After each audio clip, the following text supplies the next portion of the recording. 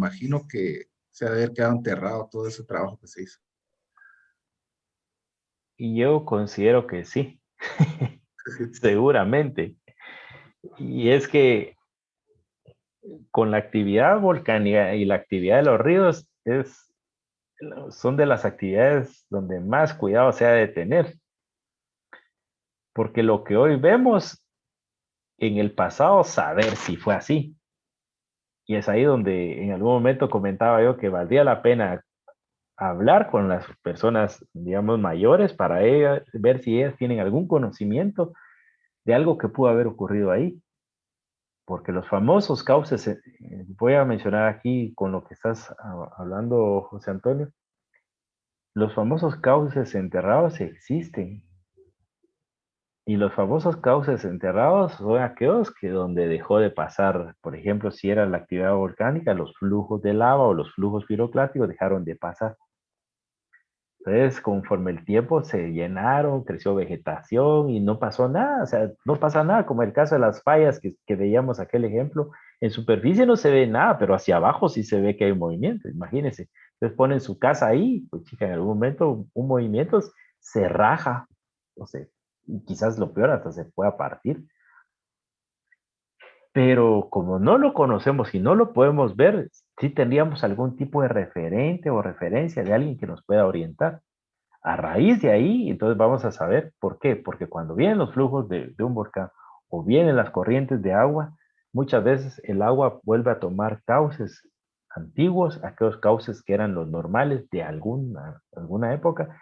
Y estos, ¿cuándo ocurren? Principalmente ocurren cuando hay grandes eventos. Donde se dan grandes eventos, vemos cambios tan bruscos y esos cambios bruscos sí nos pueden representar esa parte. Ahí, eso que mencionas del volcán es un tema tan dinámico, ahí no hay nada estático. El mejor ejemplo lo tienen ustedes con el volcán aquí siempre con el volcán de fuego, con el tema de este condominio de La Reunión. Y donde está el condominio, claro, ustedes se movilizaban del condominio hacia la parte del cauce donde pasaba todos los flujos, digamos, todo el agua digamos, ese gran barranco que ustedes encontraban ahí, porque realmente ya era un gran barranco, ya era producto de la erosión que ocurría año con año. O sea, iba ocurriendo y se iba llevando los sedimentos, se iba llevando los cantos rodados y bueno, todos esos temas. Entonces ya ustedes decían, hasta allá abajo se ve el fondo de ese. No era cauce, porque realmente solo era, bueno, sí el cauce como tal, pero no lleva agua, ¿verdad? Solo en la época de lluvia. Cuando se dio la erupción del volcán, o sea, eso se tapó, se selló. Y es ahí donde ustedes pudieron haber visto los efectos que tuvo sobre la reunión. Entonces, aquello como les comenté, la experiencia de aquellos manantiales, también ahí se dio ese fenómeno. Se llenaron prácticamente los cauces de nuevo y entonces al llenarse se dio ese desbordamiento y por ahí empezó a pasar los flujos por cauces antiguos y sobre esos cauces antiguos, pues lamentablemente estaban muchas de estas familias, ¿verdad? Que fueron las que sufrieron esos embates y ahí lo que nos está diciendo la naturaleza es que puede ocurrir en cualquier momento. Pero como no tenemos una historia escrita de esos eventos o esos fenómenos, entonces todo pasa, se olvida y uno vuelve otra vez a los lugares, se ve bonito, hay vegetación, no pasa absolutamente nada. Pero sí es complejo, eso sí es complejo y es muy dinámico, que es más o menos lo que estoy contando acá, ¿no? Que en eso es lo que uno puede ver, los cambios de geoforma. Ahí mostré yo en la parte de las líneas rojas, digamos, hasta dónde se puede ensanchar, ya, digamos, cuando empieza ese movimiento meándrico de ser, como que fuera una serpiente, digamos, es el movimiento que toman los ríos antes de entrar al mar, pero la intención es dejar todos los sedimentos y que ya solo el agua entre. Y en la parte baja, ese mismo abanico que encontramos en la parte continente, aquí cambia su nombre, sigue siendo un abanico, sigue siendo del tipo aluvial, pero ahora se llama un delta. Aquí ya cambia el nombre porque como ya está cerca del mar, entonces es delta, pero al final es el mismo principio. ¿Cómo lo podemos ver mejor? Veamos acá. Les voy a mostrar. Bueno, aquí tenemos laderas en montañas. Esas laderas en montañas principalmente es el área de San Raimundo. Por ahí Whitman creo que mencionó el área de San Raimundo. Y en las partes bajas, ahí donde pasa el río, ustedes pueden ver en donde vamos a ir notando. Perdón, vamos a ver. Vean ustedes en todas estas zonas de acá, que han habido prácticamente derrumbes. Quizás algunos de esos podrían ser algún tipo de deslizamiento. Y eso es una dinámica recurrente. Esto ocurre, sigue ocurriendo. Y lo único que hace que esto demore más o que el proceso sea un poco más lento es si existe como tal vegetación. Ahora, la parte interesante aquí en todo esto es que si ustedes van y ustedes pueden ver qué es lo que ustedes se encuentran a todo en la cima o en la cresta de esas montañas, qué es lo que encontramos.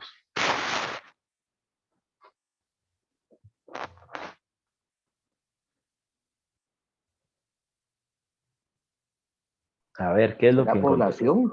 Exactamente la población. Entonces, piensen ustedes en dónde realmente la gente se ha ido a, a vivir.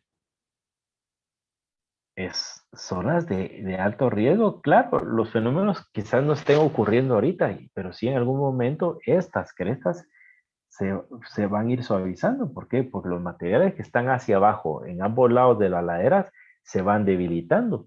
Y si ustedes pueden ver ahí, tampoco hay una vegetación que los proteja. Hay mucho, digamos, mucha área denominada ahí, la parte, muestra el suelo como tal. Entonces la vegetación ni siquiera puede hacer un trabajo ahí. Bueno, sí lo puede hacer si hubiera, pero como no hay, entonces ese proceso va a ir avanzando año con año y al final vamos a empezar a ver los efectos o fenómenos de esos derrumbes en esas zonas, la pérdida de vidas y bueno, todo lo que eso prácticamente conlleva, producto de qué, porque esto es un tema que es dinámico, no es estático, ahí está, la erosión ocurre y ha ocurrido a lo largo. Aquí tenemos otro ejemplo, la era en volcanes. Este es el volcán de agua y en la parte que ustedes, bueno, voy a señalarlo acá. Aquí tenemos a Santa María de Jesús, aquí está San Juan del Obispo, San Pedro Las Huertas, es Ciudad Vieja y hacia la parte esta está la antigua. Claro, cuando ustedes ven aquí, afortunadamente, y voy a decir afortunadamente, pues vemos que estos barrancos que se encuentran acá, son esas grandes grietas que se miran, pues al menos hay vegetación y la gente aquí, pues definitivamente no se ha acabado esa vegetación cuidando los cauces. Si esos cauces no tuvieran esa vegetación, ustedes imagínense la cantidad de agua que puede capturar el volcán y derivar en esos cauces. Y aquí estamos hablando que todos estos tienen un, digamos, principalmente este que estoy, donde estoy moviendo el cursor, llega, digamos, a San Juan del Obispo y pudiera generar en algún punto problemas directamente ahí en estas ciudades. De hecho, los provocó en el pasado, ¿verdad? Ahí tenemos el socavamiento cuando la ciudad de Guatemala estuvo asentada acá directamente, ¿verdad? Más o menos del año 1500, por ahí, más para acá. Estamos hablando de fenómenos que han ocurrido. Que no hayan ocurrido en un tiempo, pues eso, pues gracias a Dios no han ocurrido. ¿Te Pero recuerda, Inge, que se inundó San Pedro Las Huertas hace como unos 15 años? es Por un correcto, San es Pedro Las correcto. Huertas sufrió Bueno, bastante.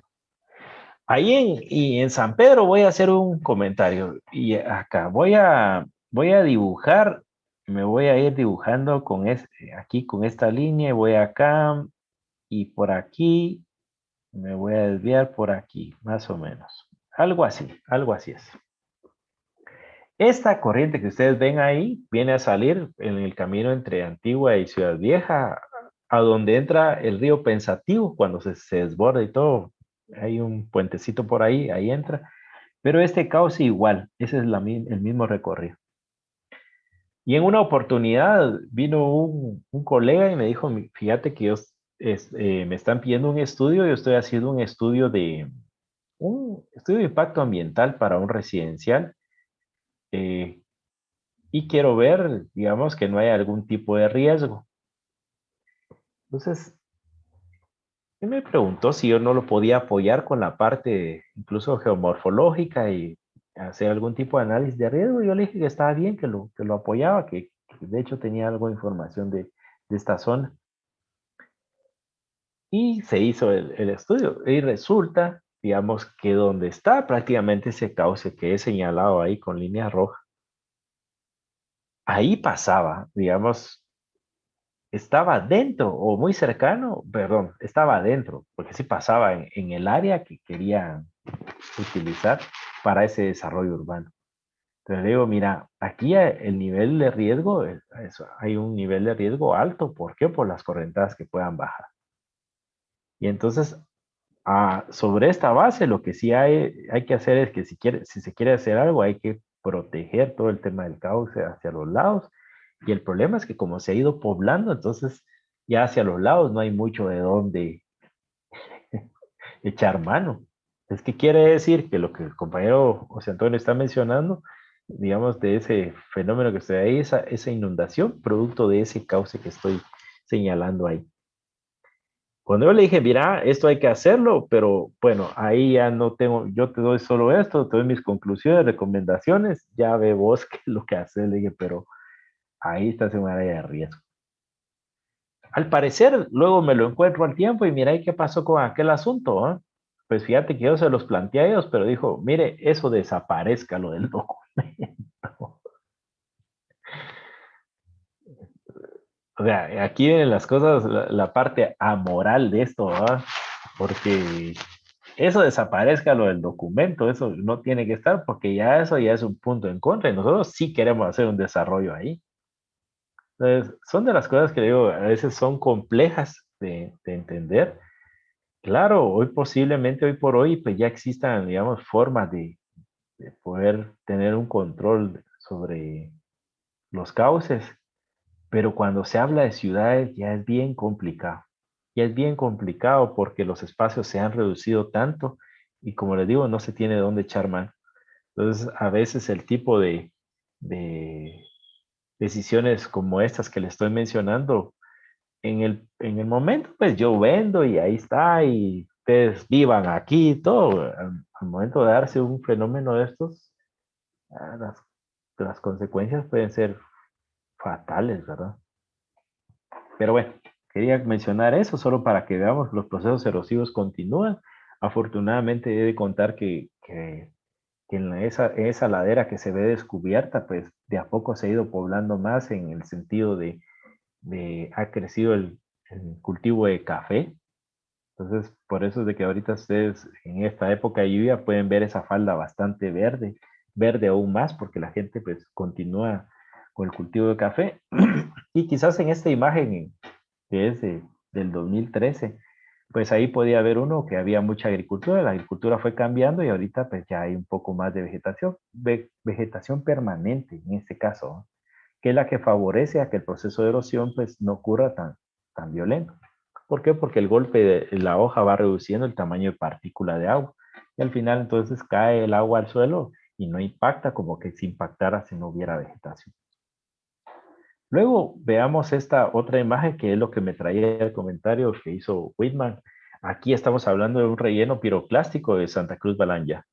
¿Por qué es que nosotros encontramos esa gran planicie de Paxicía, como lo mencionaba Whitman, o la parte del Santa Cruz Balanya? Pues encontramos esto. ¿Por qué? Porque ahí, en algún momento, de acuerdo a las distintas erupciones volcánicas que se fueron dando, entonces se fueron acumulando, acumulando, y prácticamente se rellenó esa parte. Esto podría haber sido dentro de la etapa madura del proceso de modelado, casi que un barranco, y producto de esas erupciones, pues se fue, y que posiblemente hasta se depositaron materiales. Entonces podría ser no solo producto del relleno de las explosiones de volcanes, sino que pudo haber contribuido localmente a través de algún tipo de sedimentación. Pero lo que quiero mostrarles acá es que del lado izquierdo ustedes encuentran todo el municipio de Santa Cruz Balanya y todas esas venas que ustedes miran ahí, toda esa ramificación hidromórfica, lo que nos está indicando es que ya el proceso erosivo pues ya ha iniciado. Y como mencionaba en la imagen anterior, afortunadamente aquí en los cauces hay vegetación. Si esa vegetación no existiera, o la gente fuera ahí y extrajera esos materiales, bueno, ahorita no sé cómo esté, pero póngase esa imagen que es del 2013. Si eso no estuviera, entonces el proceso de erosión sería más fácil, más rápido, porque estos materiales, producto de ese relleno piroplástico, son materiales muy sueltos y que era lo que comentaba Wilma, que pues, ellos hacían una calicata ahí, pues era mucho más fácil que si la hacían ahí en Petén o en Izabal. Derivado de esto, ¿qué es lo que podríamos obtener? Un proceso de erosión muy rápido si no existiera la vegetación.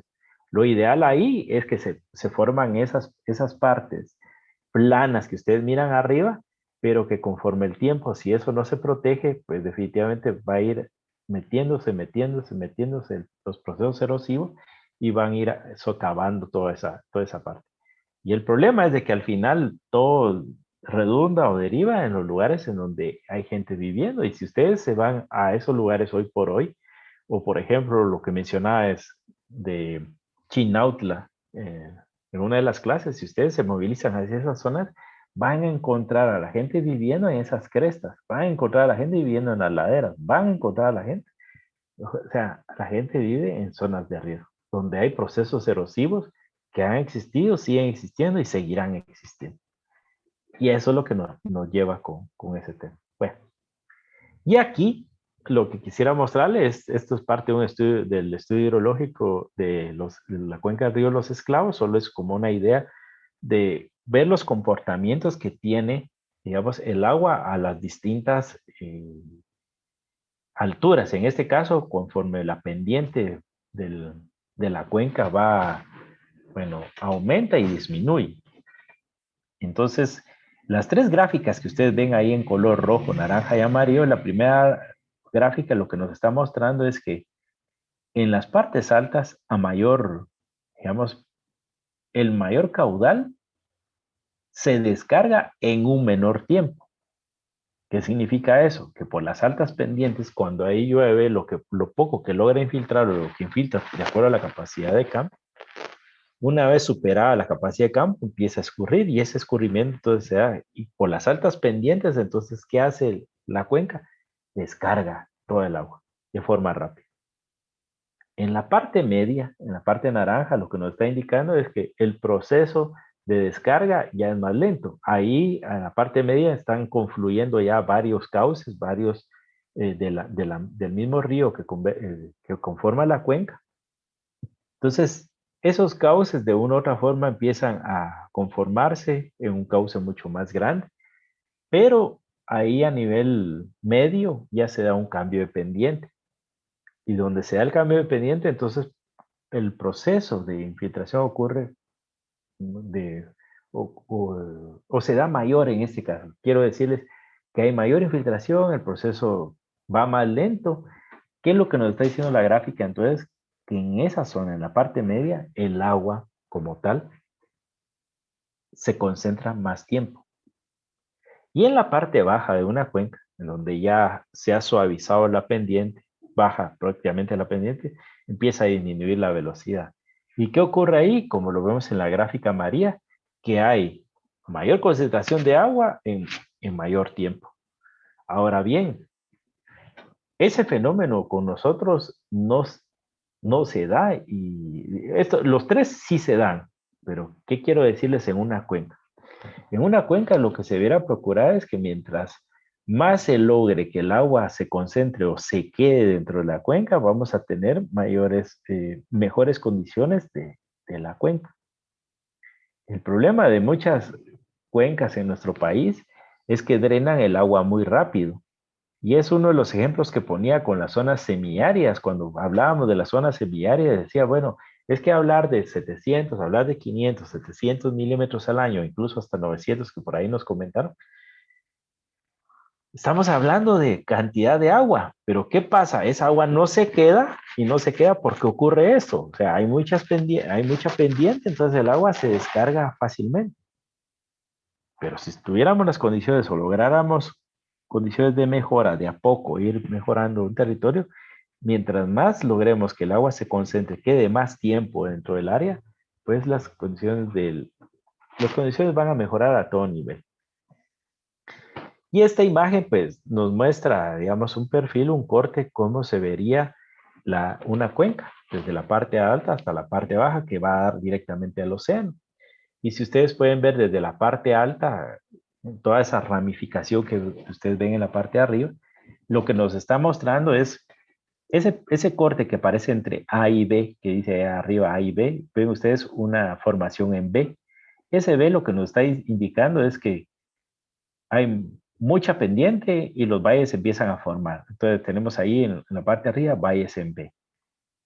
Entre C y D, que es una zona crenal, como lo vemos abajo, ya empieza a reducirse la pendiente, cambia la pendiente como tal, entonces el cauce empieza a ensancharse. Ensancharse en el fondo, ¿qué es lo que quiero decir? Entonces ese cauce en B empieza a crecer, o el valle en B empieza a crecer como un valle mucho más eh, el proceso de erosión se ha ido dando, entonces se ensancha más. Ya en el inciso E y F es donde se da la zona de transición. Esas zonas de transición es el cambio brusco de pendiente. Entonces, la velocidad que el agua trae empieza a agarrar por distintos puntos, que es lo que pasó en el volcán de Fuego. Cuando uno empieza a verlo con los flujos, empieza a agarrar por todos lados. ¿Por qué? Porque empezó a tomar cauces antiguos. Y aquí podemos ver que el agua empieza a agarrar, y el río que venía como tal en un solo cauce, ahora se distribuye como en varios cauces. Y esa parte es ¿por qué? Porque se está dando la zona de transición, el golpe brusco de cambio de pendientes hace que ocurra eso.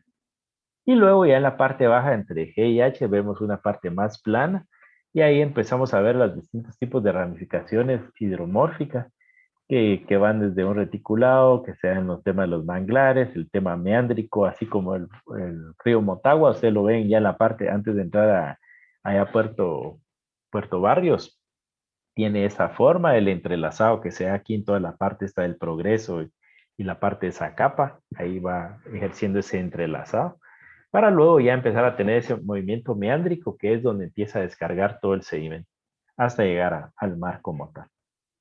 Y así sucesivamente vamos viendo. Entonces, ¿qué es lo que estamos mostrando acá? Que el proceso de erosión va a ocurrir. ¿Y va a ocurrir por qué? Porque mientras tengamos nosotros cuencas muy ramificadas, mientras más ramificada, por ejemplo, usted una cuenca, significa que más fácil, más rápido va a drenar, ¿sí? Mientras haya muchas ramificaciones, más fácil se drena el agua. Entonces, el tiempo de concentración del agua en la cuenca es menor y lo que realmente quisiéramos es que fuera mayor. Y por eso es que en época seca nosotros vemos que muchos árboles se secan.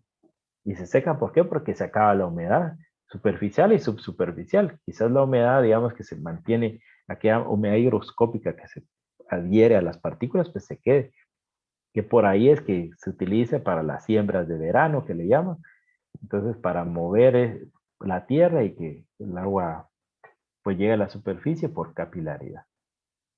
Entonces, bueno, dejando de lado entonces el tema de la erosión, que viene siendo ese factor que definitivamente va a influir un montón, vamos a ver algunas propiedades físicas de los suelos. Dentro de las propiedades físicas de los suelos, vamos a ver la primera, que es la textura. Y la textura es viéndolo ya conceptualmente, la parte o la proporción de las distintas partículas del suelo. En este caso estamos hablando de que incluye no solo las gravas, pero para fines, digamos, del curso son principalmente arenas, los limos y las arcillas. Y ahí ustedes tienen una imagen de una arcilla y pueden ver que ahí se logran ver algunos de los minerales que habíamos hablado, principalmente minerales silicatados. Existen algunos tipos de clasificación y para clasificarlos, bueno, se clasifican por el tamaño. Y dos clasificaciones que vamos a conocer nosotros, la internacional y la del Departamento de Agricultura, pues nos definen distintos tipos de grosor. En este caso, grosor, el diámetro, en este caso estamos hablando en milímetros. Y la que más se usa, al menos la que más hemos usado, he usado yo, es la escala internacional. ¿Por qué? Porque nos define, digamos, desde los 2 milímetros, que son las arenas gruesas, de de 0.02 a 2 milímetros, que incluye las arenas, y dentro de las arenas vamos a hablar de arenas gruesas y arenas finas. Luego del 0.02 a 0.002 milímetros, que son los limos, y las arcillas en ambas clasificaciones las vamos a tener menores a 0.002 milímetros. Entonces, imagínense ustedes, 0.002 milímetros es algo que quizás ni lo vemos. Y la mejor forma de ver las arcillas, si ustedes lo quisieran, es que a veces cuando ustedes mueven, barren en su casa y de repente miran, entra un rayo de luz y miran a través del rayo de luz y miran algunas partículas que se están moviendo ahí. A esas serían quizás las partículas de arcilla moviéndose ahí. Ahora, la parte interesante de esas arcillas es que miren el tamaño que tiene, lo finas que son y realmente lo que puede provocar. Ya lo vamos a ver más adelante. ¿Y cuál es la importancia de la textura? Pues tiene influencia en las propiedades hídricas, principalmente en la fuerza de succión con que es retenida el agua y el ámbito en el que hay agua disponible. De acuerdo al tamaño de partículas, entonces vamos a ver. Existe también, para poder clasificar la textura, el triángulos texturales, porque también hay algunos otros triángulos. Este triángulo que les estoy mostrando acá tiene 12 clasificaciones, o sea, 12 tipos de clases texturales que van desde, digamos, desde considerada la arcilla como tal, al limo como tal y a la arena, principalmente los extremos, pero una vez que nos vamos moviendo hacia cada uno de los lados, empezamos a ver que hay combinaciones y eso, ¿qué nos da? Pues ya nos da distintas texturas, esas famosas texturas que hemos encontrado como franco, franco arcilloso, franco limoso y así sucesivamente. Entonces vamos a ver tres de ellos, los suelos arenosos. Esos suelos son sueltos, se caracterizan por tener una elevada permeabilidad al agua y por tanto una escasa retención de agua y nutrientes. Aquí empezamos a entender entonces que las partículas gruesas, por ser gruesas, pues quizás los espacios entre esas partículas puedan generar espacios porosos más grandes y por ende entonces el agua se mueve mucho más fácil, pero no hay mucha retención de agua ni tampoco de nutrientes, se pueden perder muy fácilmente. Y en los suelos arcillosos, y aquí voy a empezar a responder un poco a aquellas inquietudes que ustedes tenían con los suelos arcillosos.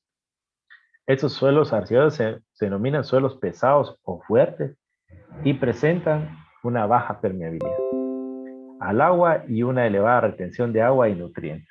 Y esa es una característica bien importante en el caso de los suelos.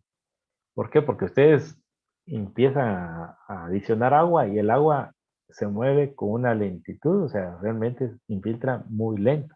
Mientras más arcilloso es, más lento se vuelve. Pero tiene otra característica que es bien importante, que retiene mucha agua.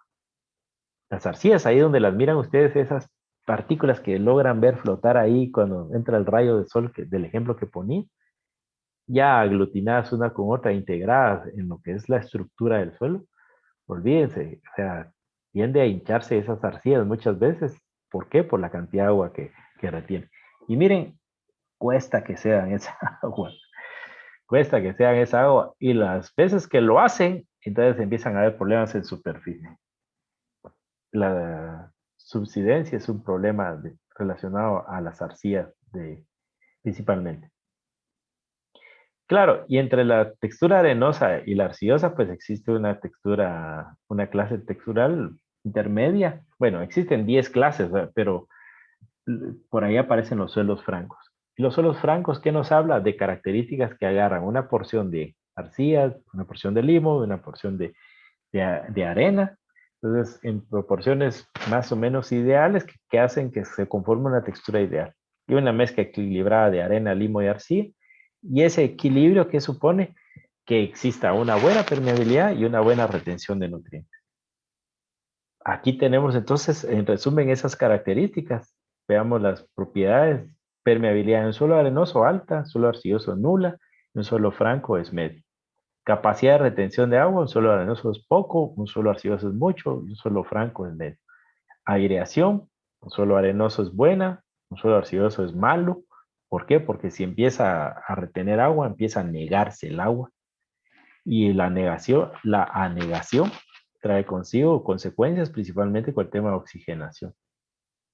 Y el suelo franco, pues es buena aireación, los nutrientes son pocos en un suelo arenoso, son muchos en un suelo arcilloso, y un suelo franco, pues es de medio a alto. Y vamos a encontrar el tamaño de las partículas, medias, muy finas y finas. Pero lo importante acá es que estamos viendo esas características físicas. Ya desde aquí podemos empezar a ver, entender un poco al suelo arcilloso y esas características que tiene. Si bien es cierto, tiene una permeabilidad nula, una aireación mala, pero tiene una buena capacidad de retención de agua y una buena, digamos, cantidad de nutrientes. Pero vamos a ir entendiendo por qué suceden esos nutrientes. Otra característica física relacionada al suelo es la permeabilidad. Y en la permeabilidad vamos a entender como la facilidad de circulación del agua en el suelo. Y este que es un parámetro muy importante ya que influirá en la velocidad de edafización. En la imagen que estamos viendo ahí vemos en color violeta un suelo arenoso. Y aquí, digamos, en el caso de, en la parte café vamos a ver un suelo franco, que podría ser franco arcilloso, pero llamémoslo un suelo franco. Y veamos el bulbo que forma el agua. Cuando ustedes adicionan agua, ustedes vean que un suelo arenoso eh, puede ocurrir que, digamos, se dé en un diámetro de más o menos de 60 centímetros, porque estamos hablando del punto medio hacia los lados, es un radio 30 centímetros, 60 centímetros, mientras que si hablamos de un suelo franco, el diámetro va aumentando. Va aumentando, ¿qué quiere decir? Que el agua se empieza a mover lateralmente. Pero donde no tiene mucho margen de movilidad, entonces, donde empieza a caer el agua directamente, ahí se forma el bulbo, y el bulbo es hacia abajo, no es hacia los lados. Cuesta que vaya mojando hacia los lados. Esto lo podemos ver en este video y quizás este pues pueda ir respondiendo un poco a esas inquietudes que ustedes han tenido acá. En este experimento se va a demostrar cómo se infiltra el agua en tres suelos de textura. Uno es franco arenosa, que es la primera que ustedes ven ahí. Luego vamos a encontrar un suelo franco que está al centro. Y luego hacia la derecha pues vamos a encontrar ya ahí ¿cómo se llama? Una textura franco arcillosa. Ahí pues ustedes pueden ver que se empieza a adicionar agua y conforme se va adicionando agua, se va adicionando cada vez que el agua desaparece de la superficie para que ustedes lo vayan entendiendo también. No es dejar abierta la llave, sino que una vez se ha infiltrado todo, entonces se vuelve a adicionar agua hasta que llega a la superficie. Donde desaparece, vean ustedes, empiezan a llenar, se empieza a llenar. Y entonces ustedes ya desde esta perspectiva vayan viendo el suelo franco arenoso, pues, ¿qué es lo que nos está diciendo? Mayores poros más grandes, infiltra el agua por gravedad más rápidamente que en un suelo franco. Y este a su vez permite una mayor velocidad de circulación que el suelo franco limoso, en este caso franco arcilloso estamos hablando.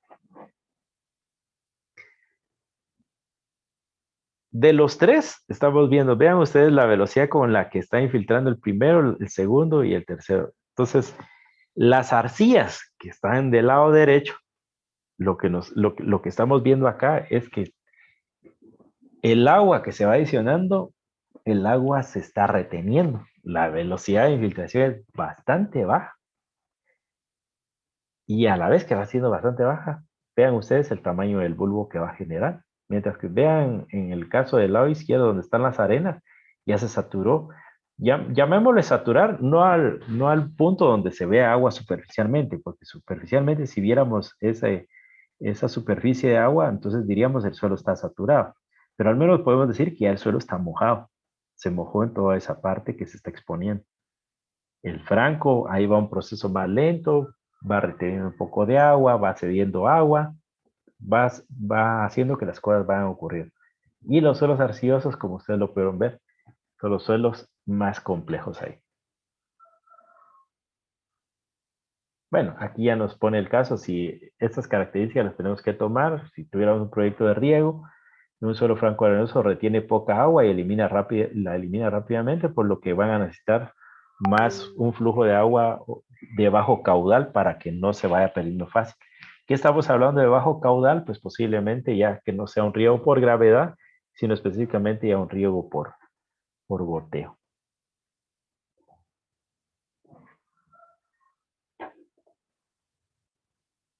Bueno, perdón, no me...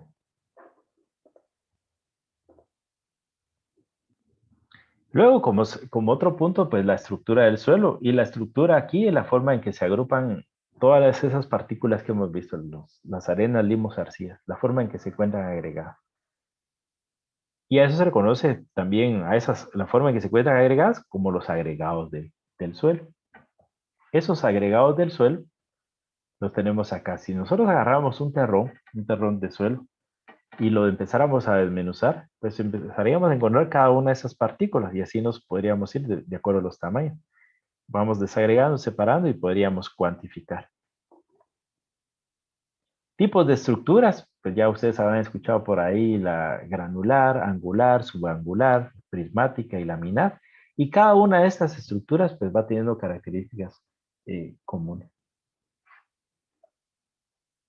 Las estructuras granulares, pues esas o migajosas serían las estructuras que denotan que un suelo bastante trabajado. Son partículas individuales de arena, limo, arcillo en granos pequeños, casi esféricos. ¿Y cómo lo pueden notar ustedes cuando agarran, digamos, de un perfil, agarran un segmento, un fragmento del suelo, lo dejan caer y si este se desmenuza digamos, en granos o granulares ahí, granos que sean bastante esféricos, usted puede decir que es de tipo granular. Y el agua aquí, pues en estos perfiles, en estos horizontes, en este suelo va a circular muy fácilmente. Regularmente lo vamos a encontrar en un horizonte A. Luego tenemos los bloques angulares o bloques subangulares. Estos los vamos a encontrar en un horizonte B. Y aquí las partículas del suelo que se agrupan en bloques casi cuadrados o angulares con los bordes más o menos pronunciados. ¿Qué es lo que nos pueden indicar estos bloques, digamos, este tipo de estructura? La resistencia a la penetración y movimiento de agua. Aquí ya podemos tener algunos problemas de infiltración de agua. Prismática y columnar también va a ser característica de los horizontes B, donde hay acumulación de arcilla, que a diferencia del anterior que formaba ángulos o prismas, aquí vamos a encontrar pilares, columnas como tal. Conforme vayamos extrayendo suelo, podemos ir viendo si se forman ese tipo de columnas. Aquí el agua ya va a circular con mayor dificultad. Y en la laminar, pues esta va a ocurrir específicamente en los horizontes A. Aquí este fenómeno se da mucho en las transiciones de suelos que están sometidos a humedad y sequía, en ese caso húmedos y secos. ¿Por qué? Porque muchas de esa transición que ocurre entre las láminas va a hacer que se desequen, principalmente la superficie, y que ¿qué es lo que nos pudiera generar? Costras. Costras directamente en superficie. Aquí en un suelo laminar, estamos hablando que va a ocurrir en los suelos, principalmente en los horizontes A, pero aquellos horizontes que han sido formados o que tienen mucha arcilla. Ese es otro ejemplo. Ustedes pueden ver ahí los tipos de estructuras, pero de acuerdo a la permeabilidad podemos encontrar que si también los agregados tienen una horizontalidad, pues la infiltración va a ser muy lenta. Si también encontramos agregados que son muy horizontales, pero también se mezclan con estructuras granulares, pues va a ser lenta. Moderado cuando ya empezamos a encontrar distintas posiciones ahí de las estructuras. Y rápido o muy rápido va a ser si se encontraran todas verticalmente. Aquí tenemos algunos ejemplos de esas estructuras. Migajosa o granular, que son las primeras dos. Ustedes vean el tamaño de digamos, los fragmentos o los agregados cuando ustedes los dejan caer, o puede ser a simple vista. Solo con que ustedes muevan una pequeña porción de suelo, entonces pueden ver si se forman esos granos, entonces vamos a hablar de una estructura granular. Sí, claro, al dejar caer, digamos, un terrón de un horizonte, forma los ángulos que ustedes ven en esos bloques angulares o angular, digamos, fragmentos un poco más gruesos que no tienen una definición como tal, ya con cortes, digamos, con distintos ángulos. Entonces estamos hablando ya de una estructura granular. Aquí estamos hablando, como se recuerdan, de un horizonte B donde hay mucha arcilla y va a ocurrir esto, van a ocurrir estos fragmentos. Y subangular, ¿por qué? Porque podemos ver ángulos, pero no en todos lados se muestran los distintos ángulos.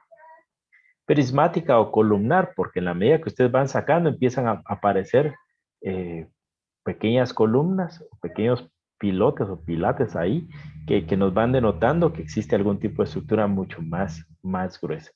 Y la laminar que ustedes pueden ver ahí son las famosas costras que nos vamos a encontrar. Y por el grado de desarrollo, pues vamos a encontrar también la estructura que puede ser fuerte, moderada, débil o nula. En algunos casos fuerte porque todavía vemos los agregados. Moderado, ya empiezan a desaparecer los agregados, ya empieza a aparecer solo más fino. En la débil ya los agregados casi han desaparecido, ya hay casi solo, y nula donde ya no vemos ningún agregado. ¿Qué significa ahí? Que el suelo está trabajado. La densidad del suelo, pues otra característica también que nos puede ayudar y que de hecho nos va a ayudar más adelante, pues definida la densidad. En este caso vamos a hablar de la densidad como la relación que existe entre una masa y un volumen. Ustedes pueden ver ahí las distintas densidades de algunos líquidos, en este caso como el alcohol, el aceite, la parte del mercurio. Y tenemos el agua, que en este caso, aunque no nos aparece ahí, pero sería el llamado así como el solvente universal, que tiene una relación de 1:1, entonces sería 1 kilogramo por litro. O sea, por eso es más densa que el alcohol y que el aceite, ¿verdad? Pero menos densa que el mercurio. Dentro de la densidad, pues existen dos tipos, densidad aparente y densidad real. ¿Qué es lo que diferencia una de la otra? Que cuando ustedes llevan una muestra al laboratorio, les dan una densidad aparente. Y la densidad aparente considera dentro de sí, dentro del análisis, el espacio poroso. Si ustedes quisieran una densidad real, entonces tendrían que quitar todo ese espacio poroso. Y se puede hacer a través de un método también de campo, en el cual ustedes al final solo miden, digamos, la porción de tierra que extraen, la ponen a secar y todo, miden el volumen que extrajeron en un espacio, digamos, donde extrajeron todo ese suelo, y ya sacar la relación de masa partido volumen, pero después eliminan, digamos, ya quitando ustedes, secando las muestras donde quitan agua y la reducen, pues ven hasta cuándo se puede disminuir el volumen, y ese sería el volumen, el volumen real. Cuando digo el volumen real es que se eliminan los espacios porosos. Entonces, los valores de densidad también nos definen a nosotros cuáles son las características de un suelo. Entonces, los valores bajos son propios de suelos, en este caso, porosos, bien aireados, con buen drenaje y buena penetración de raíz.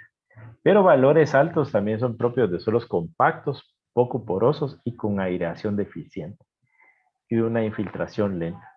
Estos pueden provocar un agotamiento, anegamiento, anoxia, dificultad de raíces para alcanzar agua y nutrientes.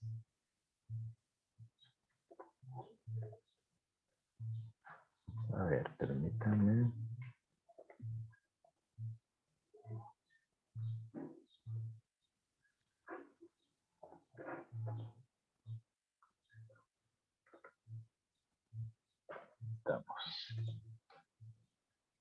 Aquí tenemos una tabla que nos muestra las distintas texturas del suelo y los valores bajos o altos de densidad. ¿Qué es lo que podríamos esperar con los valores altos? Como bien se indicaba, que va a afectar el crecimiento. Un anegamiento puede ser propiamente. Y si hay un anegamiento, significa crecimiento de raíces nulo o muy bajo, o principalmente incluso la muerte. Entonces, de un suelo a otro puede ir variando. Entonces, no esperaríamos en un suelo, solo por poner un ejemplo ahí, agarremos un suelo franco arcillo arenoso o franco arcilloso, que los valores superen 1.75, sean mayores de 1.75. ¿Por qué? Porque ahí vamos a empezar a tener dificultades en el suelo con el crecimiento radicular. Van a ser suelos muy anegados y con la densidad aparente ideal para el crecimiento de las raíces, pues esperaríamos que sea de 1.4, quizás entre 1.4 y 1.75 o menor a eso. Y dentro de las propiedades físico-químicas solo nos van quedando dos. Esta va a ser una propiedad que la vamos a abordar más adelante, pero es quizás una de las más importantes para el curso. Y el cambio iónico está referido a los procesos reversibles por los cuales las partículas del suelo absorben iones de la fase acuosa. Cuando estamos hablando aquí de absorción, no es lo mismo que absorción. Cuando ustedes hablan de una absorción, es algo que ustedes absorben, algo que lo toman y les queda como algo interno. Aquí la absorción solo se da el tema de pegarse a algo, como que fuera un imán, una atracción. Y esta característica es muy, muy específica de las arcillas. Por eso es que en el mismo, digamos, en el curso, este punto va a ser bien importante cuando veamos más adelante el papel que está jugando, digamos, las arcillas por ese cambio iónico. Y dentro del cambio iónico, claro, vamos a encontrar no solo cambio de iones, principalmente puede ser catiónico o puede ser aniónico. En el caso de cuando son cationes, estamos hablando principalmente calcio, magnesio, todos aquellos que tienen valencia positiva. Y en el caso de los aniónicos, pues los que tienen una valencia negativa. En este caso, los que van a tener mayor actividad en la capacidad de intercambio de cationes, vamos a encontrar a las arcillas y también se suma alguien más, la materia orgánica. Y los dos presentan propiedades coloidales. Y cuando decimos coloidales, está referido principalmente a esa capacidad de intercambio, que puede intercambiar iones. Y este es un elemento a favor que vamos a tener en la medida que vamos avanzando en el curso, porque vamos a ver cómo esto sí juega un papel importante al momento que tengamos algún tipo de contaminante específico. Así también podemos ver que los suelos presentan distinta capacidad de cambio en función del pH. ¿Qué esperaríamos entonces? Que a un pH alto vamos a tener una mayor capacidad de cambio, en este caso catiónico, y en materia orgánica como en arcilla. Claro, es mucho más volátil, o sea, mucho más alta también en la materia orgánica, pero acordémonos de algo, si en los perfiles que hemos visto muy poco los contenidos de materia orgánica. Pero sí hemos visto arcilla y conforme va aumentando la cantidad, digamos, de el pH, también aumenta la capacidad de cambio de iones. Luego la acidez del suelo, y ya en la acidez del suelo, pues está referida específicamente a la concentración de hidrogenio. Esta se mide en una escala logarítmica. En química, se recordarán ustedes cuando veían, pues la escala iba de 0 a 14, y de ahí vamos encontrando que una vez llegado a 7 era un pH neutro.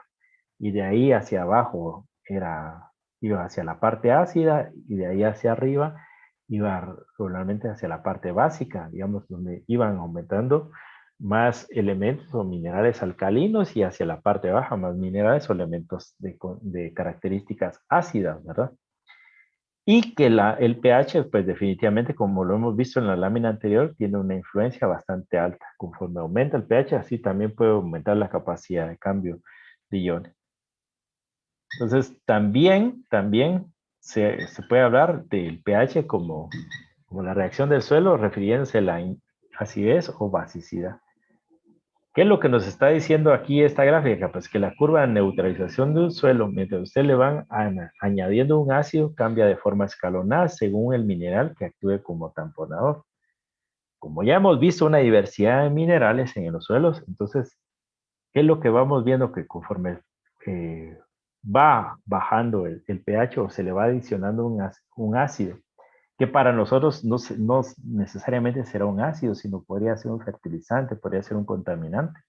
Entonces, así empiezan a reaccionar los minerales que estén presentes en ese momento y que puedan hacer la función tampón o por lo menos al menos de poderlo estabilizar ahí, si así fuera el caso. Si la concentración de contaminante en este caso o de característica ácida continúa, pues ya serán otros minerales los que van a entrar a batear propiamente.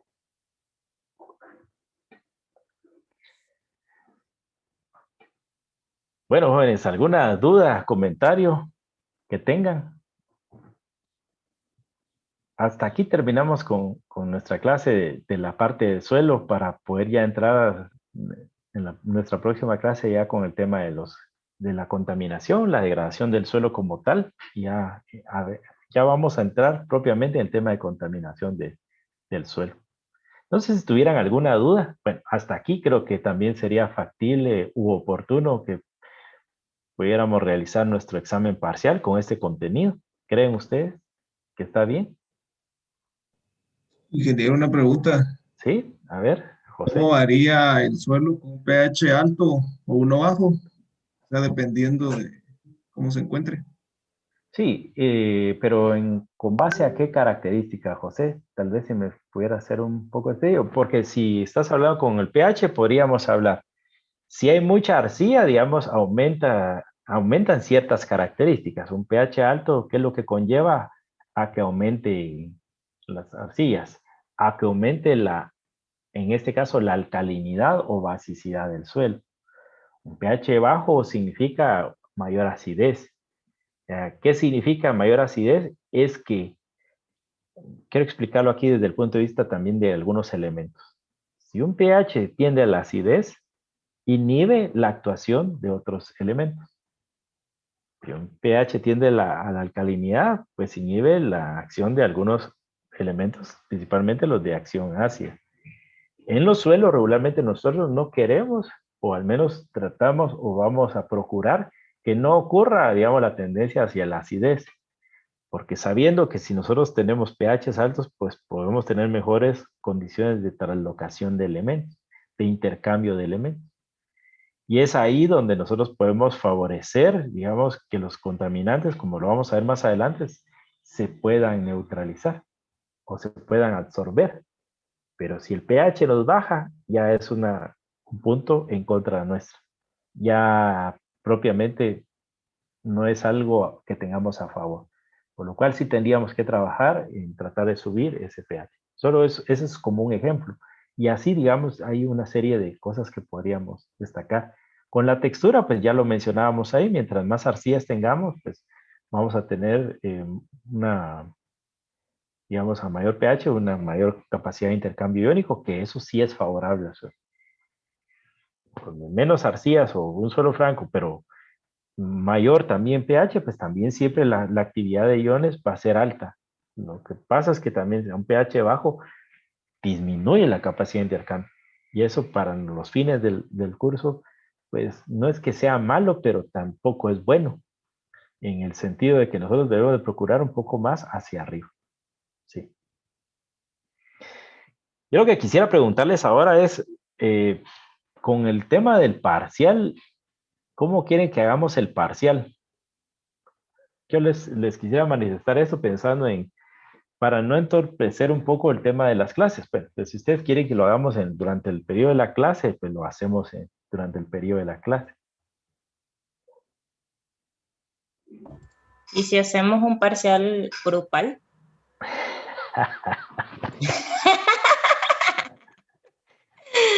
Es que anteriormente hacíamos así los parciales, por si acaso. Lo que pasa es que en ese caso sí necesitamos saber hasta dónde han adquirido sus conocimientos.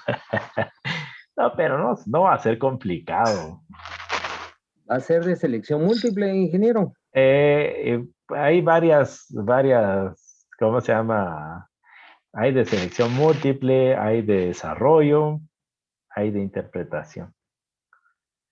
Son 3 etapas como lo tengo previsto. Pero nada que no hayamos visto, ¿verdad? Nada que no hayamos visto. Lo que pasa es que sí, el contenido es bastante amplio y hay muchos que en realidad no manejamos el tema. Y pues en mi caso pienso que sí hay bastante que aprender, ¿verdad? Pero sí afecta si es a veces mucho de interpretación o de... No, pero de interpretación, tal vez me voy a referir, no interpretación propiamente, mire, aquí está esto y qué está ocurriendo, no, sino me refiero a que ustedes puedan hacer el análisis. Cuando hablo de interpretación aquí es, bueno, explicar el ciclo geodinámico, ¿sí? Interno y externo, eso podría ser. ¿Cuánto va a durar el parcial más o menos, Inge? Ay, Dios, ahorita no tengo en mente el tiempo, pero al menos el tiempo sí lo pienso que sea holgado para que ustedes puedan desarrollarlo tranquilo. La intención es que estén, y en etapas, ¿por qué? Porque una vez, digamos, ustedes entran a una etapa, desarrollan esa etapa en el tiempo que sea, tranquilos, le dan un descanso. La etapa 2 la pueden tomar en otro momento, la etapa 3 en otro momento, ¿sí? Si así fuera el caso, si lo hiciéramos fuera de clase, ¿verdad? Si lo hacemos dentro de la clase, tiene que ser durante el periodo de la clase. Yo sí quisiera proponerlo para el sábado en periodo de clase, no sé qué son los demás. Yo también prefiero así. El Una vez. periodo de clase, ok. Ingeniero, el periodo de clase mejor.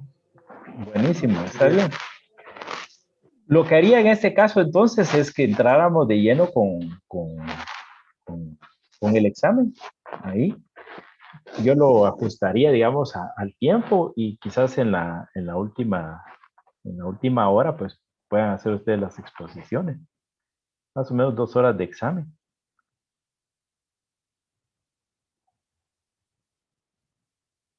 Está bien.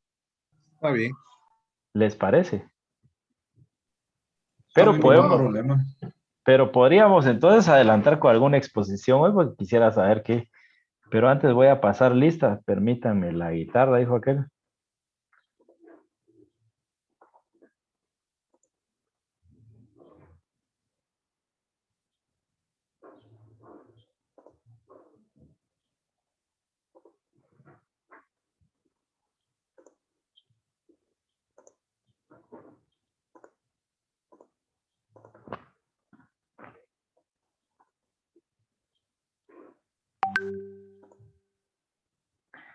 Alexander Josué Sandoval. Gracias, Alexander. Ángel Armando Tejada. Presente, ingeniero. Gracias. Ángel Eduardo Hernández. Presente, ingeniero. Muchas gracias. Aura Noelia Valladares. Presente. Gracias. Carlos Eduardo García. Carlos Eduardo Presente. Gracias. Carlos Enrique Izaguirre. Buenos días, ingeniero. Presente. Muchas gracias, Carlos. César Estuardo Guillermo. Buenos días, ingeniero. Presente. Muchas gracias. Christopher Luis Francisco. Presente. Muchas gracias. Diana Lorena Escobedo. Presente. Muchas gracias. Edín Eduardo González.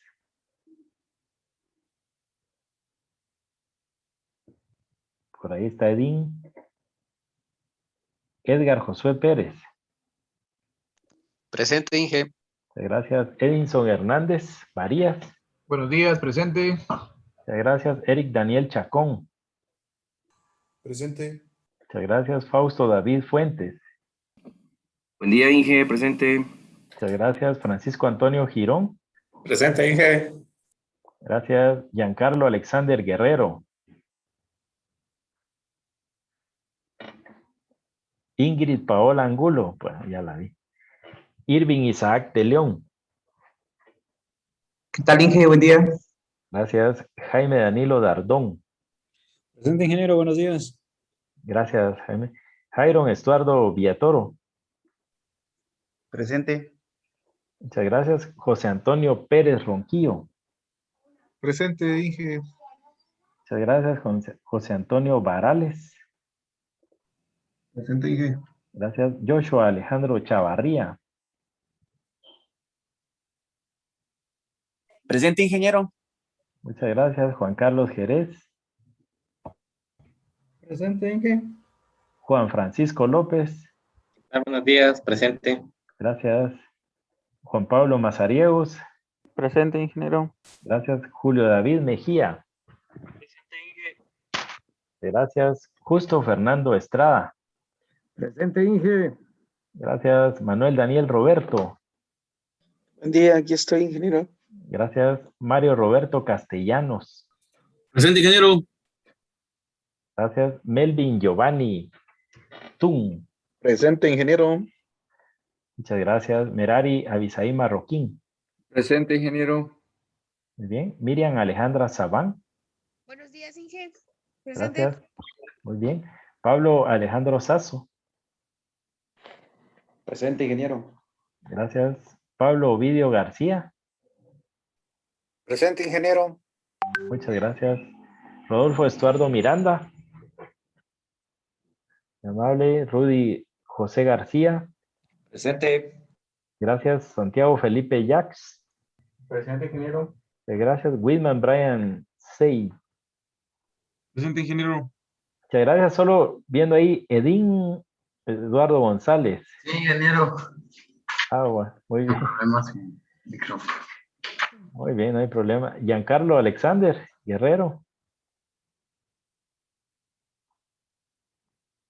Nota, diría que. Ahí está conectado. ¿Sí? Menos que ha ido al baño. Sí, de Ok. plano. Está trabajando, dice. Ya, ok. Bueno. Entonces, jóvenes, a ver quién... Bueno, vamos a ir mejor en el orden. Aquí, grupo 1, José Antonio Varales. ¿Quién quisiera nombrar como el relator de la actividad para poderle pasar la estafeta? Si quiere la audio, Inge. No hay ningún problema. Sí. Buenísimo. ¿Ya estás listo entonces? Ya. Démosle. Bueno, me decís ahí si... Ahora pues vas a tener a bien compartirnos a todos parte de la investigación. Ok.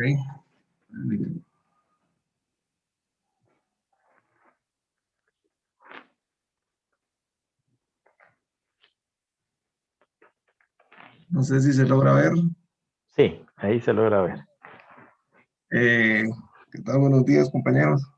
El tema que nos tocó a nosotros fue llanura costera del Pacífico. Perfecto. Y como podemos ver las zonas fisiográficas de la República de Guatemala, ¿verdad? En la parte de abajo es que se encuentran las llanuras. La planicie costera del Pacífico. Esta está al sur y comprende el material aluvial cuaternario que cubre los estados de la plataforma oriental.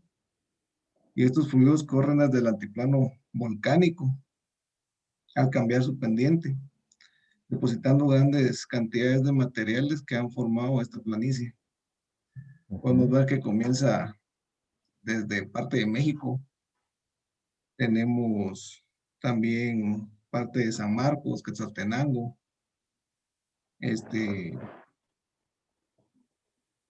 Retabuleos, Xochitepeques. Esta planicie son de poca ondulación y aproximadamente unos 50 kilómetros de ancho, no son muy anchas, que se encuentran a lo largo de la costa del Pacífico. Las elevaciones son menores, no son muy altas, de 200 metros menos, y en su mayor parte es deficiente el drenaje, ¿verdad? Como se encuentran cerca del océano. Estas son áreas comunes sujetas a inundaciones, particularmente en el oeste. En contraste, la costa del Caribe son menos frecuentes. Estas formas de tierra, tales como borras de boca bahía, barras fuera de playa, esteros o islotes. Aquí las playas son de arena negra, con áreas de pantano, mangles y algunos esteros con características de la región, ¿verdad? Aquí la podemos dividir, está dividida en 3 regiones. La planicie aluvial costera Suchiate Madre Vieja, que es esta parte de aquí. Tenemos también Madre Vieja María Linda, que es esta parte de aquí, Retabuleo y una parte de Escuintla, con Santa Rosa. Y tenemos María Linda La Paz, que ya son los últimos. Esta parte de aquí abajo, que es Santa Rosa y una parte de Jutiapa, ¿verdad? Estas subregiones tienen diferentes características. Por ejemplo, la Suchiate Madre Vieja, la parte de aquí, no es comprendida o no tiene los mismos materiales que las que están aquí abajo, ¿verdad? Vamos aquí adelante, aquí podemos ver otra parte del mapa, cómo está hecha la llanura, la parte roja. La descripción general de los tipos de rocas, como bien les expliqué anteriormente, está en la región 1, que son aluviones compuestos de andesita, basalto y gravas correspondientes al periodo cuaternario. La subregión 2, que era Madre Vieja, María Linda. En estos abanicos aluviales hay grandes bloques de lava, materiales láricos y fluviales, además de arenas finas compuestas de andesita y basalto. Y tenemos la región 3, que es María Linda, La Paz, que es un relleno de fragmentos volcánicos muy finos, con dominancia de arcilla y limos del cuaternario. Tenemos la morfogénesis de la región, que depende también de la subregión que se encuentre la llanura.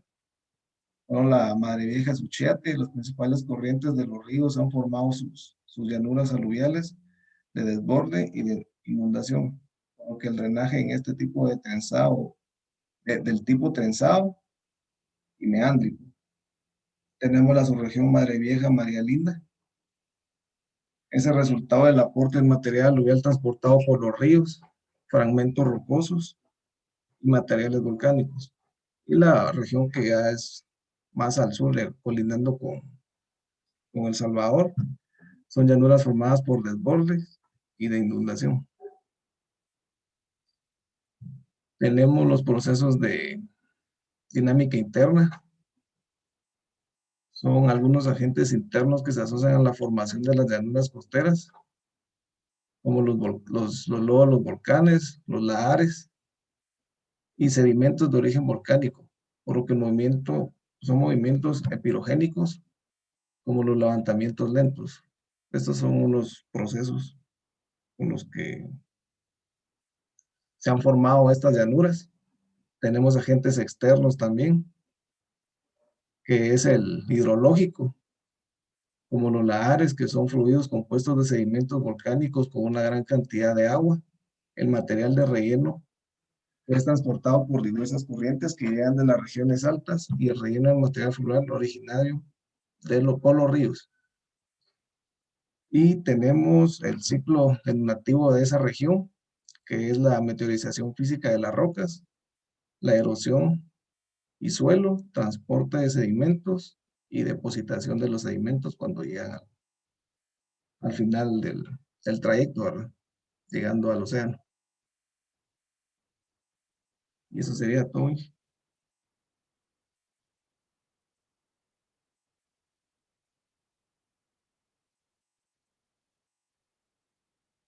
Solo que tiene bloqueado el micrófono, ingeniero. No he oído nada. Perdón, pues muchas gracias ahí por la exposición. Me parece muy bien, bien concreto y concentrado. Si pudieras retornar a las diapositivas, a la última. Ok. Ahí. Sí, aquí tal vez el único comentario que yo tengo con respecto a esto es entender un poco en la explicación del ciclo denudativo. Y algo que has enfocado, y cuando dices los agentes del modelado externo vinculados, el mayor agente externo exógeno es el hidrológico. Por lo tanto, digamos, la meteorización física no aplica acá. Aquí lo que aplica es una meteorización química, ¿sí? Porque ya está directamente influenciando el agua como tal. Entonces, si recordarán, yo explicaba que la meteorización que aplicaba para nuestra región, por las condiciones del Ecuador y las características que encontrábamos, era meteorización química. La física la íbamos a encontrar más en aquellos lugares donde se dan los extremos de temperatura, los desiertos o la parte donde existe el hielo, por ejemplo, ¿no? Okay, eso. Y si retornaras a la anterior, por favor. ¿En esta? Sí, exacto. Aquí en la descripción general de la morfogénesis, algo que es bien importante. Primero en la subregión 1, donde está la planicie costera, digamos, convergiendo entre los ríos Suchiate y el río Madre Vieja, menciona aquí que las principales corrientes de los ríos han formado sus llanuras aluviales de desborde e inundación. Y esto va a ser característico cabal en las tres subregiones. Desborde e inundación, desborde e inundación. Y habla aquí de que, por lo que el drenaje es de tipo trenzado y meándrico. Honestamente, lo que más vamos a ver es un drenaje trenzado. Meándrico, algunos ríos tienen la noción o la intención de hacer el movimiento meándrico casi al final. Lo que sucede es que las distancias son muy cortas y entonces no le permite realmente hacer esa etapa. Algunos ríos sí lo vamos a ver, pero en este caso en el Pacífico va a ser muy poco la parte meándrica, sí mucho trenzado, eso sí lo vamos a ver. Y común para los tres era el tema de desborde y de inundación. Ok. Muchas sí, pues gracias. sí, dependiendo del área también, me imaginé que como en algunas partes había volcanes, va dependiendo también de... Bueno, a todo lo largo de la llanura hay volcanes. O sea, Exactamente. pero está muy bien enfocado en la parte de las subregiones. Pero sí, quería hacer ese comentario. Pues agradecerle ahí al grupo 1, entonces por su intervención. No sé si alguien de los compañeros tuviera alguna pregunta.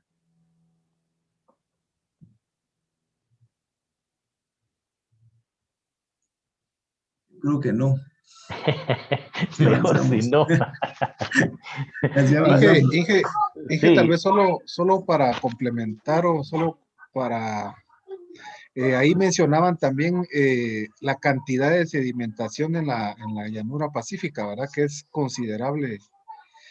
Más o menos hacían una referencia que son 2 milímetros, pero no sé en qué área, ¿verdad?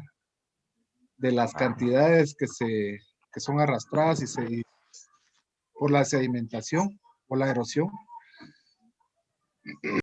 Claro, claro.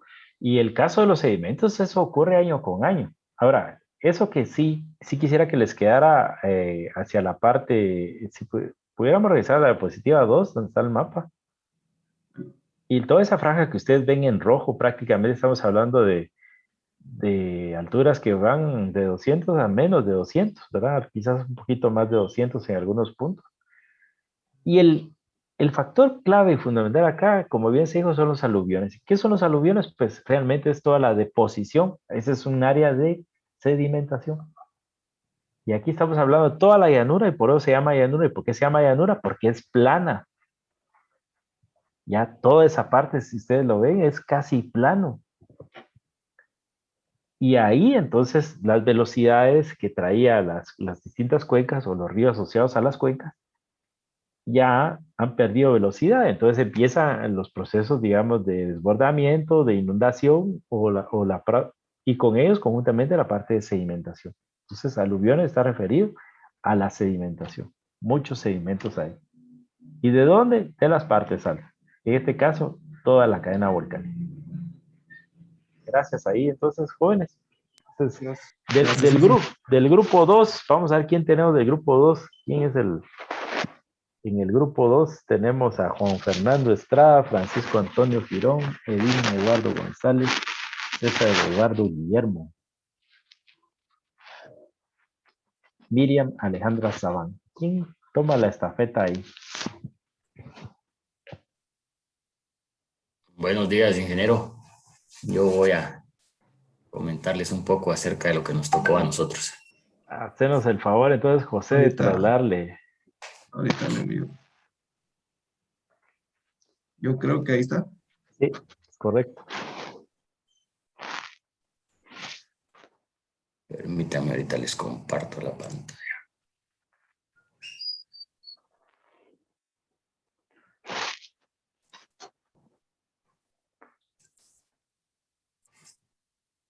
No sé si logran ver mi pantalla. Sí, se ve. Sí se ve. Ok.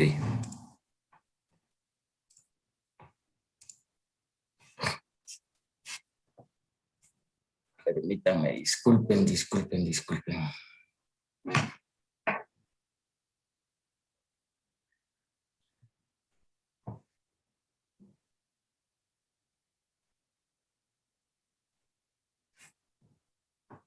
Ya. Buenos días, compañeros ingenieros. A nosotros nos tocó la pendiente volcánica reciente, ¿verdad?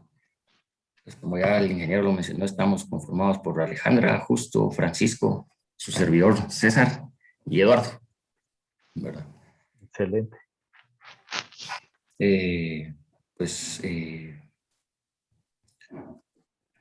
A nosotros nos tocó como ya les indiqué, la pendiente volcánica reciente, ¿verdad?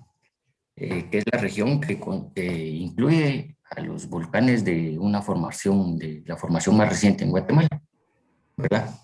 Y el material está asociado al drenado y depósito hacia la costa sur, ¿verdad? Esta se subdivide en tres subregiones, ¿verdad? Tenemos la subregión de la pendiente volcánica reciente occidental, que sería Tajumulco, Atitlán, perdón. La subregión de la pendiente volcánica central, que sería Atitlán, Pacaya. Y la subregión oriental, que sería Pacaya, Tecuamburu y Paz, ¿verdad? La subregión occidental se ubica desde las laderas del volcán Tajumulco y al suroccidente, de los departamentos de San Marcos, Quetzaltenango y Sololá, ¿verdad? Así como también al norte de Suchitepeques. Perdón, aquí les voy a cambiar. ¿Verdad? Como ya les dije, la localización se extiende al pie del volcán Tajumulco, ¿verdad? Hacia la falda suroeste, que llega hasta los ríos de Cabos y Suchate en el departamento de San Marcos, ¿verdad? Está formado por un abanico que tiene como origen el volcán Tajumulco, ¿verdad? Que se extiende y se abre hacia el suroeste. ¿Verdad? El tipo de roca que encontramos pues está compuesto de Dretitus laárico y fluvial de origen volcánico, ¿verdad? Con bloques de lava que nadan en una matriz arcillosa con fragmentos de andesita y basalto. Pues la morfogénesis está dada por el origen de la caída de fragmentos sólidos que es producto de las erupciones del volcán Tajumulco, ¿verdad? Que estas se encausan principalmente en las faldas suroeste, ¿verdad? Y se mezclan con un depósito lodoso o fluvial, ¿verdad? Esto es del periodo cuaternario. La subregión central, volcánica central, está ubicada al sur de los departamentos de Sololá, Chimaltenango y Zacatepeques, ¿verdad? Que también abarca cierta área del departamento de Escuintla, ¿verdad? Pues como ya les indicaba, se encuentra al sur de San Marcos, Quetzaltenango y al norte de Retaluleu. Es una superficie plana ondulada, ¿verdad? Con pendientes entre 3 y 8 grados, ¿verdad? Orientándose hacia el suroeste de los ríos que la cortan, ¿verdad? Esta presenta patrones de drenaje de tipo subdendrítico y subparalelo. El tipo de roca que tenemos es de triplaárico y fluvial de origen volcánico, con bloques de lava y composiciones.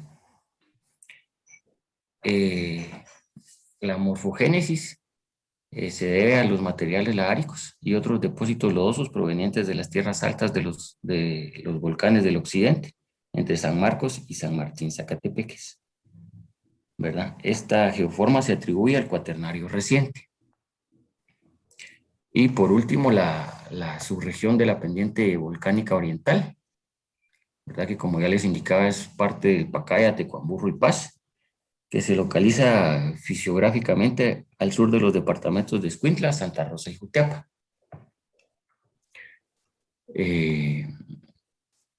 Esta tiene elevaciones entre 350 y 1200 metros sobre el nivel del mar, ¿verdad? Con una franja que se extiende de oeste a este, al pie de las colinas y cerros volcánicos terciarios, ¿verdad? La unidad, pues la cortan numerosos ríos que drenan de norte a sur. El tipo de roca que encontramos principalmente son materiales piroclásticos, pumáceos con lahares y depósitos de lodo. La morfogénesis, esta es debido a los depósitos piroclásticos, pumesa de su área y pumesa depositada por el agua, provenientes de la caldera del lago de Atitlán, ¿verdad? Esta unidad también es del periodo cuaternario. Eso sería todo, ingeniero. Excelente, excelente. Me gusta mucho la parte esa de cómo lo presentaste ahí para que todos podamos ver las características. Y solo quisiera pedirte, pudiéramos regresar a la diapositiva 3 donde están los mapas, para que todos lo vayamos entendiendo. Veamos que partimos desde la parte de la orilla del mar y nos vamos a ir moviendo en el país hacia la parte norte. Entonces, el primer grupo nos expuso la llanura de la planicie costera. Y ahí en la llanura de la planicie costera, entonces, anterior a la planicie costera, está en el pie de monte volcánico, ¿verdad? En este caso, lo que nos acaban de exponer los compañeros, que es esa franja en anaranjado y que quizás ahí no aparece entre los volcanes de Acatenango, Fuego, Agua y Pacaya, no aparece esa franja, pero ahí está, ¿sí? Y en la imagen de abajo, lo que quiero destacar y que tal vez el grupo anterior no lo mencionó, es que ustedes ven esas dos como pirámides ahí. ¿La logran ver? Esa abajo, en la parte gris, se ven dos triángulos, ¿sí? Ahí donde el compañero está señalando esos dos triángulos realmente son abanicos aluviales. Entonces piensen ustedes en lo siguiente, si estamos hablando de abanicos aluviales, cualquiera diría, entonces es un delta porque prácticamente está llegando. No, el delta es aquello donde hubo un curso de un río y luego antes de llegar al mar se abre las condiciones. Aquí uno pudiera pensar, no hubo ni curso de río porque el medio curso se dio allá en la parte de los volcanes y ahí de una vez donde se dio el cambio de pendiente, entonces tenemos un abanico aluvial, que en este caso casi que llega a la orilla del mar, es otra cosa. Pero son dos grandes abanicos. Bueno, ahí no son, esos se ven los dos, pero si ustedes se van moviendo a la derecha, todavía encuentran uno más. O sea, hay varios abanicos aluviales que destacar. Y otra de las cosas interesantes de esas exposiciones de las dos es que nos van hablando ya de las rocas que vamos a ir encontrando. Tanto la llanura como el piedemonte volcánico, y ahí vamos a ir viendo cómo van a ir cambiando. Hasta ahora hemos encontrado andesitas y basaltos. Y si estamos hablando, todos estamos hablando de matrices finas, rocas oscuras, y ya sabemos por dónde va la cosa. Que están asociadas a los volcanes principalmente. Y cuando veamos los volcanes, pues quizás por ahí ya vaya a aparecer alguna roca adicional.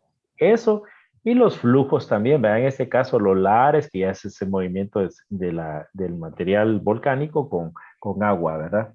A todo lo largo para crear esas deposiciones.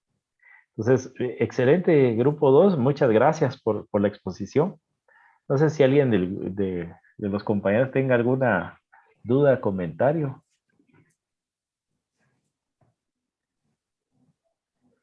Bueno, si no hay comentarios, pues aquí la vamos a dejar, jóvenes. Agradecerles a los dos primeros grupos, pues esperamos que podamos concluir con los demás grupos la próxima semana. No vamos a hacer corto de la clase 3 para dejarles el espacio ahí para que ustedes puedan estudiar lo que hemos visto y ya tenerlo para el examen. Vamos a hacer un examen que a ustedes no se les complique tanto, para poder dejar ya sea la última hora o la primera hora. Eso lo haría por consenso el próximo sábado para que ustedes me indiquen en qué momento quieren el examen. Entonces, desde ya desearles a ustedes un feliz fin de semana, pues sigan con sus clases ahí en avanzada y siempre quedamos a la hora. Siempre les pediría que visiten digamos, la clase para poder ver qué otros materiales vamos a ir subiendo, porque voy a empezar a subir materiales para las siguientes clases, ¿sí? Y alguna tarea que pueda ir apareciendo ya quizás para el final. Entonces, gracias, jóvenes, desearles fin de semana, que estén muy bien, que ojalá estén también muy bien sus familias y a disfrutarla en gran. Bueno, hay descanso el lunes, ¿no? Gracias, ingeniero, buen fin de semana. Gracias, ingeniero. Gracias, ingeniero. Feliz fin de Semana, semana. Inge. Un buen día. Que estén muy bien. Igualmente, Inge. Gracias, igualmente.